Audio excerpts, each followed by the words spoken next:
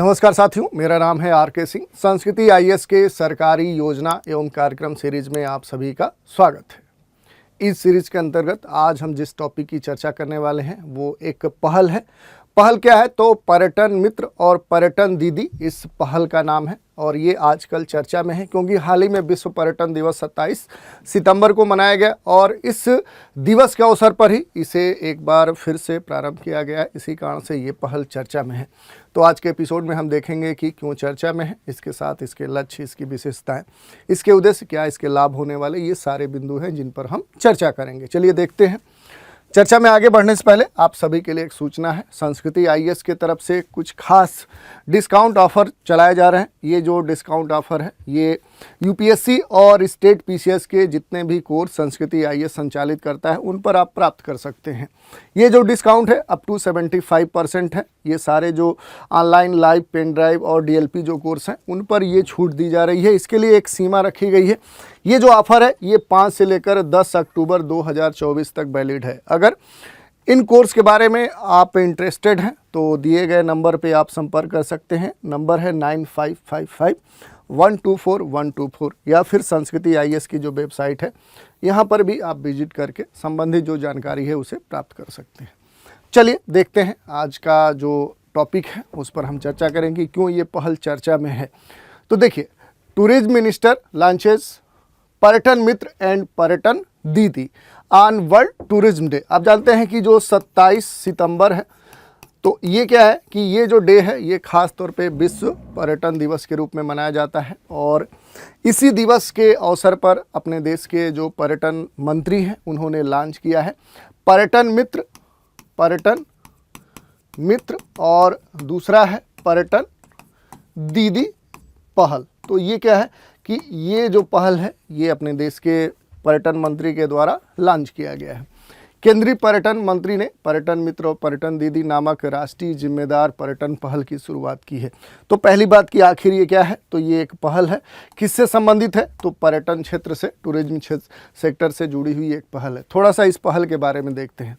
इस पहल को विश्व पर्यटन दिवस के अवसर पर पर्यटन जो मंत्रालय है और उसके जो पर्यटन मंत्री हैं उन्होंने ही पर्यटन मित्र और पर्यटन दीदी नामक एक राष्ट्रीय जिम्मेदार पर्यटन पहल की शुरुआत की और इसी कारण से ये चर्चा में है। थोड़ा सा देखते हैं ये जो पहल है इसके क्या उद्देश्य हैं। तो देखिए, इसका जो पहल का सबसे प्राथमिक जो प्राइमरी कह सकते हैं कि उद्देश्य है वो ये है कि गंतव्यों में पर्यटकों का समग्र अनुभव को बेहतर बनाना।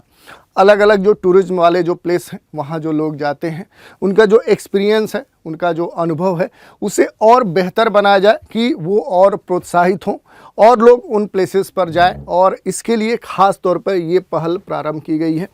गंतव्यों में पर्यटकों के समग्र अनुभव को उन्नत करने के साथ और उन्हें पर्यटक मित्रवत लोगों से मिलवाना भी है जो अपने गंतव्य के लिए गौरवशाली राजदूत और कहानीकार हैं।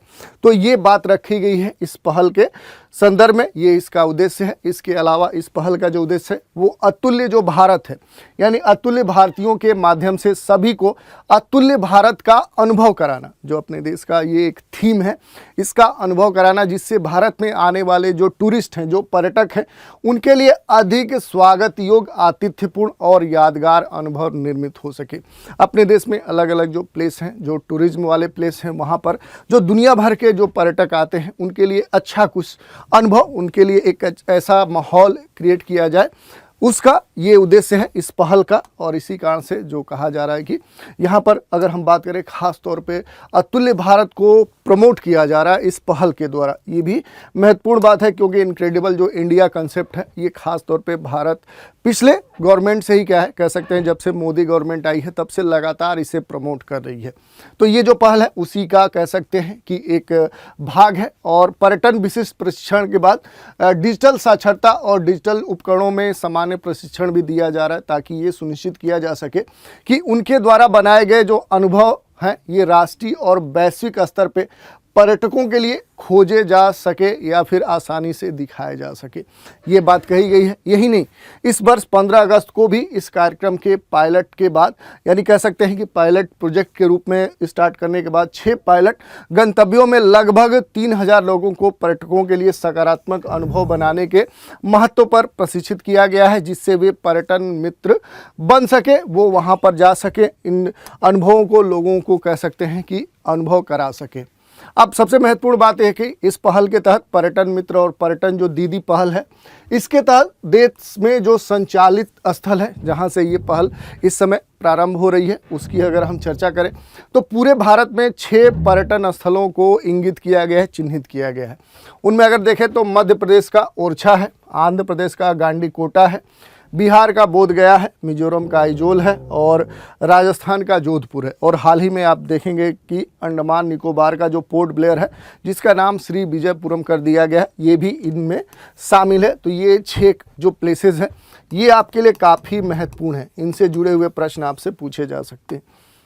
अगली बात करें पर्यटन मित्र और पर्यटन दीदी पहल की जो विशेषताएं हैं, उन पर थोड़ा सा डिटेल में हम चर्चा करते हैं कि आखिर इसके क्या की फीचर्स हैं। तो देखिए, मंत्रालय का ये कहना है, यानी पर्यटन मंत्रालय का ये कहना है कि इस पहल के तहत महिलाओं और ख़ास तौर पे जो यूथ हैं, जो युवा हैं, उनको प्रशिक्षण पर विशेष जोर दिया जा रहा है, ताकि वे गंतव्य की क्षमता के आधार पर जो हेरिटेज वॉक है, जो फूड टूर है, क्राफ्ट टूर है, नेचर ट्रैक है, होम स्टे है, इसका जो अनुभव है और अन्य नवीन पर्यटन उत्पादों जैसे नए पर्यटन जो उत्पाद हैं और अनुभव को और विकसित किया जा सके, इनका विस्तार किया जा सके। ये जो प्रशिक्षण है, ये अतिथि देवो भव दर्शन से प्रेरित है। ये जो थीम है, इससे ये प्रशिक्षण ट्रेनिंग खास तौर पे कह सकते हैं कि प्रेरित है। इसी का कह सकते हैं कि थीम को आधार बनाते हुए इसका विस्तार किया जा रहा है। पर्यटकों को सम्मानित अतिथि के रूप में खास तौर पे ये जो थीम है, ये मानता है और इसी कारण से जो अपने देश में जो पर्यटक आते हैं उसे हम अतिथि मानते हैं और इस कारण से उनका एक सम्मान है, उनका एक स्थान है। दूसरी बात करें तो ये भी परिकल्पना की गई है कि स्थानीय लोग इन कौशलों का लाभ उठाकर आगे चलकर होम स्टे जो मालिक हैं वो बन सके, खाद्य एवं व्यंजन अनुभव प्रदाता बन सके, सांस्कृतिक गाइड बन सके, प्राकृतिक गाइड बन सके, साहसिक गाइड बन सके, पर्यटन के क्षेत्र में अन्य भूमिकाओं के रूप में लाभदायक रोजगार प्राप्त कर सके। तो ऐसा नहीं है। इस पहल का जो एक दूसरा पहलू है वो ये है कि जिस क्षेत्र से जुड़े हुए ये स्थल होंगे कि वहाँ के जो लोग हैं वो अलग अलग गतिविधियों में शामिल होते हुए एक रोजगार भी प्राप्त कर सके और आर्थिक आय भी सृजन करें, ये बात जोड़ी गई है। इसके अलावा पर्यटन विशेष प्रशिक्षण के बाद डिजिटल साक्षरता और डिजिटल जो उपकरण हैं उनमें सामान्य प्रशिक्षण दिया जा रहा है, ताकि ये सुनिश्चित किया जा सके कि उनके द्वारा निर्मित जो अनुभव हैं वो राष्ट्रीय और वैश्विक स्तर पर पर्यटकों के लिए खोज योग्य और दृश्यमान हो सके। विशेष स्तर पे ये ट्रेनिंग दी जा रही है ताकि जो डिजिटल एजुकेशन है उसमें ये पारंगत हो सके। तो इस तरह से हमने देख लिया कि आखिर किस उद्देश्य से 27 सितंबर को विश्व पर्यटन दिवस के अवसर पे जो पर्यटन मंत्री हैं उन्होंने किस उद्देश्य से इस पहल को प्रारंभ किया है, इस पहल के मूल उद्देश्य क्या है, इसका लाभ किनको होना है, किन पर्यटक स्थलों को अभी तक चिन्हित किया गया है जो 6 हैं उनके बारे में हमने चर्चा की। इसके साथ ही इस पहल से जुड़ी हुई जो प्रमुख इसकी विशेषताएं हैं उन पर भी हमने प्रकाश डाला। तो आज के एपिसोड में इतना ही। नए एपिसोड में एक नए कार्यक्रम के साथ फिर मिलेंगे, तो आप हमारे साथ बने रहें। इसके लिए धन्यवाद।